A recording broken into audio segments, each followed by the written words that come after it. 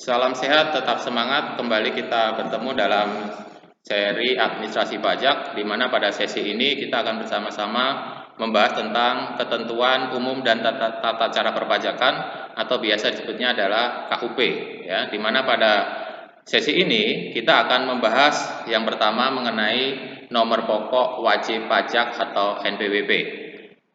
Sebelum kita masuk ke NPWP, kita harus tahu dulu apa itu wajib pajak. Ya, wajib pajak adalah orang pribadi atau badan yang menurut ketentuan peraturan perundang-undangan perpajakan ditentukan untuk melakukan kewajiban perpajakan, termasuk pemungut pajak ataupun pemotong pajak tertentu. Kewajiban wajib pajak itu antara lain yang pertama, kewajiban mendaftarkan diri sebagai wajib pajak, kewajiban melakukan pembukuan, kewajiban menghitung dan membayar pajak, ya, kewajiban melaporkan pajak atau mengisi SPT (surat pemberitahuan pajak), dan yang terakhir kewajiban pada saat dilakukan pemeriksaan. Yang pertama, memberikan bantuan untuk kelancaran pemeriksaan tersebut. Kedua, memperlihatkan dan meminjamkan pembukuan ataupun pencatatan, dan yang terakhir memberikan keterangan yang diperlukan tanpa ada yang disembunyikan. Selanjutnya kita masuk ke NPWP atau nomor pokok wajib pajak, adalah nomor yang diberikan kepada wajib pajak sebagai sarana dalam administrasi perpajakan yang dipergunakan sebagai tanda pengenal diri atau identitas wajib pajak dalam melaksanakan hak dan kewajiban perpajakannya. Adapun dasar hukum NPWP itu sendiri itu adalah Undang-Undang Nomor 6 Tahun 1983 yang diperbaharui Undang-Undang Nomor 28 Tahun 2007 mengenai ketentuan umum dan tata cara perpajakan. Kemudian keputusan Direktorat Jenderal Pajak ya nomor KAP 338/PJ/2001 tertanggal 8 Mei 2001. Dan terakhir Peraturan Ditjen Pajak nomor PER 16/PJ/2007. Siapa yang wajib ber-NPWP? Yang wajib ber-NPWP di sini yang pertama adalah badan, wajib pajak badan. Yang kedua adalah wajib pajak orang pribadi. Yang seperti apa orang pribadi tersebut? Yang pertama, yang menjalankan usaha atau pekerjaan bebas. Yang kedua, yang memperoleh penghasilan melebihi penghasilan tidak kena pajak atau PTKP. Yang ketiga, kewajiban mendaftarkan diri berlaku pula terhadap wanita kawin yang dikenakan pajak secara terpisah karena hidup terpisah berdasarkan keputusan hakim atau dikehendaki secara tertulis berdasarkan perjanjian pemisahan penghasilan dan harta. Kemudian, wajib pajak orang pribadi lainnya yang memerlukan NPWP dapat mengajukan permohonan untuk memperoleh NPWP tersebut. Ya, bentuk NPWP adalah seperti ini, ya. Ini adalah nomor NPWP-nya dari 15 digit, kemudian ada nama pemilik NPWP, kemudian alamat wajib pajak tersebut. Kemudian kita lanjutkan ke struktur NPWP, ya. Pada prinsipnya ada 15 digit, ya. Digit yang pertama atau 2 digit pertama ini berarti kode jenis wajib pajaknya, ya. Kemudian yang B 6 digit berikutnya adalah kode nomor urut wajib pajak. Kemudian 1 digit, ya. Yang poin C itu adalah kode cek digit. Kemudian yang keempat poin D 3 digit, ya, itu adalah kode kantor pelayanan pajak. Dan yang terakhir 3 digit terakhir itu menunjukkan kode cabang atau istri tidak dilakukan pemisahan harta.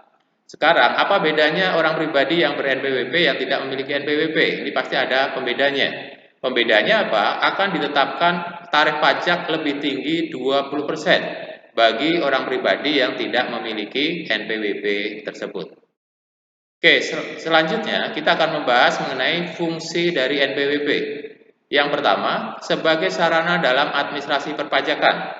Yang kedua, sebagai identitas wajib pajak. Yang ketiga, menjaga ketertiban dalam pembayaran pajak dan pengawasan administrasi perpajakan.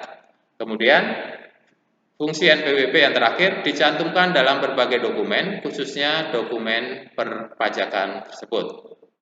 Oke, kemudian pencantuman NPWP. Di mana NPWP itu dicantumkan? Yang pertama, di formulir pajak yang dipergunakan wajib pajak, seperti surat setoran pajak atau SSP. Surat menyurat dalam hubungannya dengan perpajakan, itu harus juga menyatukan NPWP. Dan terakhir, dalam hubungan dengan instansi tertentu yang memerlukan adanya nomor pokok wajib pajak tersebut. Oke, sekarang kita masuk ke kegunaan dari NPWP. Yang pertama, akan membayar pajak menjadi lebih kecil, ya, bebas fiskal luar negeri, ya. Kemudian pembuatan paspor, ya, dibutuhkan pada saat kita mau menerbitkan atau membuat paspor. Untuk pengajuan kredit di bank itu juga membutuhkan NPWP, pengajuan SUP, ya, surat izin usaha, dan pembuatan rekening koran di bank ini juga memerlukan NPWP tersebut. Oke, kapan NPWP ini dihapuskan atau kapan terjadinya penghapusan NPWP? Yang pertama, wajib pajak orang pribadi yang telah meninggal dunia dan tidak meninggalkan warisan. Yang kedua, wajib pajak orang pribadi yang telah meninggalkan Indonesia untuk selama-lamanya. Yang ketiga, wanita kawin yang sebelumnya telah memiliki NPWP dan ingin melaksanakan kewajiban perpajakannya digabungkan dengan suaminya.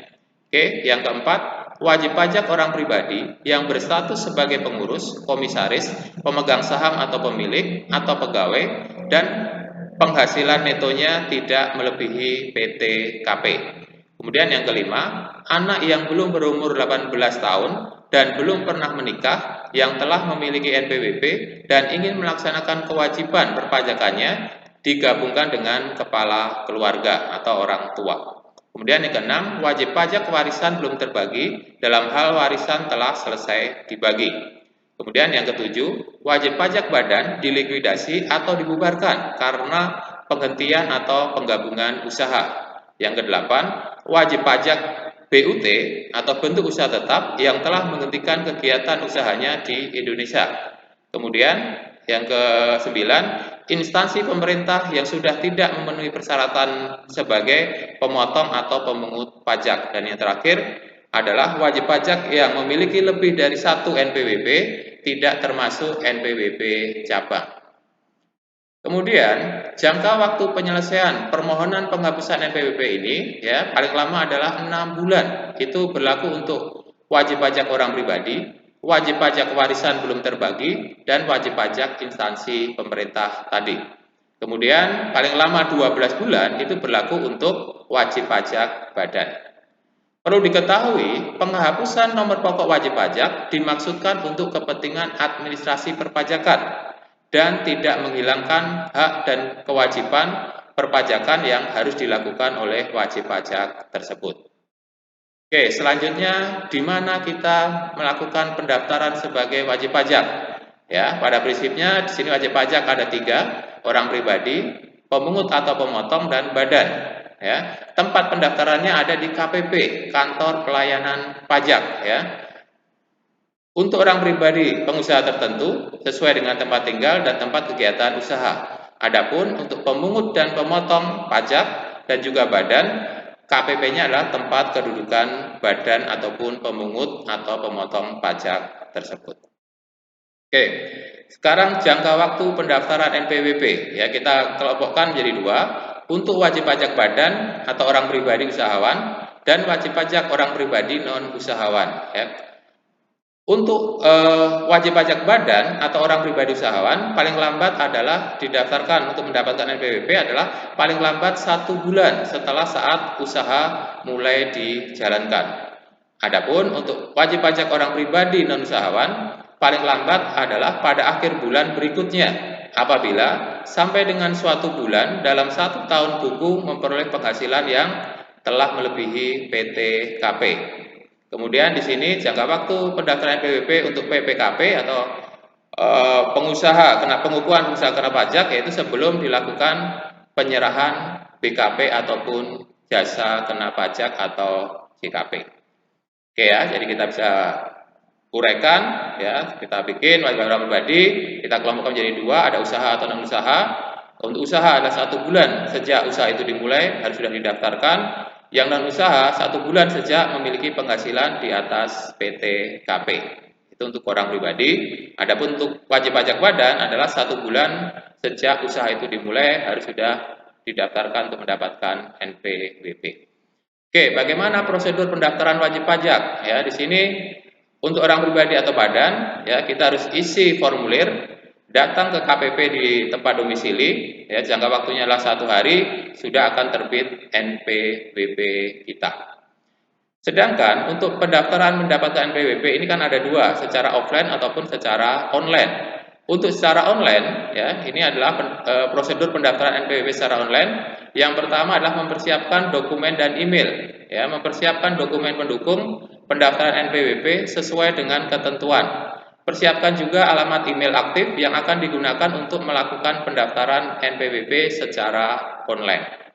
Kemudian yang kedua, membuat akun e-rek, ya. Silakan melakukan pendaftaran akun dan aktivasi email Anda pada halaman irek.pajak.go.id sebelum melakukan pengisian formulir pendaftaran NPWP online tersebut. Kemudian yang terakhir, yang berikutnya adalah melakukan pengisian form NPWP. Ya, setelah kita membuat akun, kita isi formulir NPWP-nya sesuai dengan data yang kita punya. Kemudian yang terakhir, menerima NPWP dan SKT. Jadi demikian prosedur untuk membuat NPWP secara online, jadi kita tidak perlu datang ke KPP tersebut. Selanjutnya, tempat pembayaran dan penyetoran pajak di sini ada dua. Yang pertama adalah bank BUMN atau BUMD atau bank-bank yang telah ditunjuk oleh Dirjen Pajak atau Dirjen Anggaran, dalam hal ini sebutnya adalah bank persepsi. Kita bisa juga melakukan pembayaran atau penyetoran pajak di kantor pos tersebut. Oke, saya rasa untuk materi ketentuan umum dan tata cara perpajakan, khususnya membahas tentang NPWP, saya rasa cukup. Mudah-mudahan ini semua bermanfaat dan kalian tetap semangat dalam pembelajaran, dan yang paling penting jangan lupa untuk selalu bahagia.